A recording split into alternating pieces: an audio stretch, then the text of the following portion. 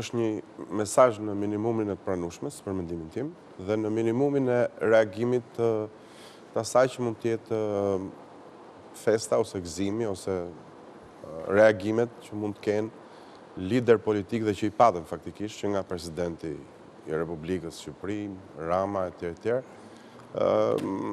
Ja, lutem regjia ndërkohë që po flet Skënderi, ndoshta në gjendje reagimin e zonës Osmani, që sigurisht është një reagim komplet një natyre tjetër, ashtu siç duhet të ishte në fakt reagimi i presidentes së Kosovës, ndërkohë që Skënderi po flet ndoshta edhe le të themi që reagimi i kryeministrit detyrë të Kosovës nuk përkon me reagimin e rrugëve të Prishtinës dhe të qyteteve të Kosovës.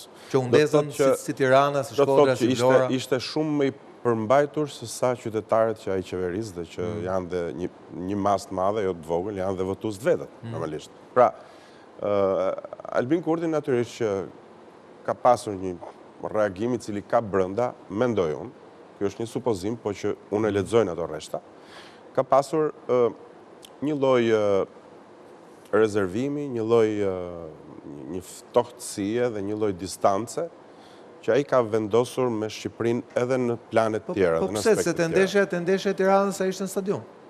Natyrisht. Nuk po them që do ishte në stadium, patjetër që jo, po me që s'mundi të ishte në Serbi. Për paktën duhet bënte një urim, aq më tepër që fituam apo jo. Fitoria vlen më pak edhe kur është shumë e madhe. Pra, nuk dua të bëj tani as cinikun dhe as ironikun, po kam përshtypjen se tek Albin Kurti në këtë moment ndaj Shqipërisë politike ka fuqi dhe ka, si të thush, është në fuqi një lloj regjistri gjuhë dhe një lloj regjistri sjellje e tij, e cila është me tre palfrena nëse do të mund ta Ç'ti e kam, ajo nuk është kombëtare e Shqipërisë, ajo është kombëtare e shqiptarëve. Do të flasim për një kombëtar ku lojtarët e Shqipërisë bëjnë nga Shqipëria. Edhe në gjeografinë e saj. Por bëjnë vetëm një pjesë. Janë një pjesë. Është dhe normale. Një pjesë ka Kosova, një pjesë ka Lubina Preshevës, një pjesë ka temi nga trojet tona në Maqedoninë e Veriut. Pra le të themi kjo është kombëtarja e shqiptarëve. Ja, lexoni mesazhin e presidentes. Ka tjetër lloj ngrohtësie. Shqiponja fluturon lart, urime djemi kujtësi për shpirtin luftarak dhe për fitoren që na bëri të gjithëve krenar. Patjetër. Në kohë Kurti ishte shumë urime për 3 pikët drejt rrugës së botrore. Protokollar ishte si të uronte kryeministri Polonisë, po themi. Po. Paka shumë. Domethënë një tret i cili shef një ndeshje dhe reagon mënyrë protokollare dhe mënyrë ftohtë. Pro, duket sikur Albin është pak i mërzitur, se thotë Serbin mund ta mundja vetëm unë. Çu po, bë ky rej i madh ti bëj gol të Serbisë. Golat të Serbisë ja bëj vetëm unë.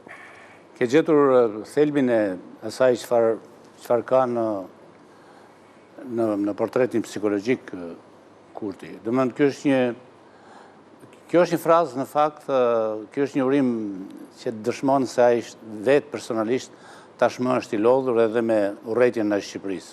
Urrëtia është fjalë e madhe, po domethënë me nuk besoj që është realisht, po është ideja e. Shiko, realisht Shqipërinë ai nuk e do, Shqipërinë ka provokime shumë larg, po shiko, fakti që Albin Kurti donte me çdo kusht të ndryshonte për forca balancat në zgjedhjet të zgjedhjet e kaluara, dëshmon se ka një nerv jo normal ndaj Shqipërisë. Ai këtë nerve ka edhe ndaj shqiptarëve të Maqedonisë, sigurisht, kudo që janë. Dhe kjo është edhe për arsyen se shikon veten si dominues. Përderisa edhe një ndeshje futbolli ju pëlqen të gjithëve, mua s'm pëlqen. Përderisa të gjithë e duan një gjë, unë nuk e dua atë gjë. Që është praktikisht është një gjë që s'është thjesht një ndeshje futbolli. Nuk është as luftë me Serbinë. Ishte një gjë që i kishte ngritur më këmbë të vogël e të madh shqiptar. Domethënë fëmijët janë gëzuar. Nuk besoj që ka, po jepni pamje nga New Yorku sot në ABC News, dhe nuk besoj që ka një ndeshje që të jetë ndjekur nga shqiptarët, ashtu ndoshta vetëm në finale e kampionatit botror. Ishte ndeshje mes fqinjësh dhe jo vetëm ne me Serbinë që kemi probleme të hershme.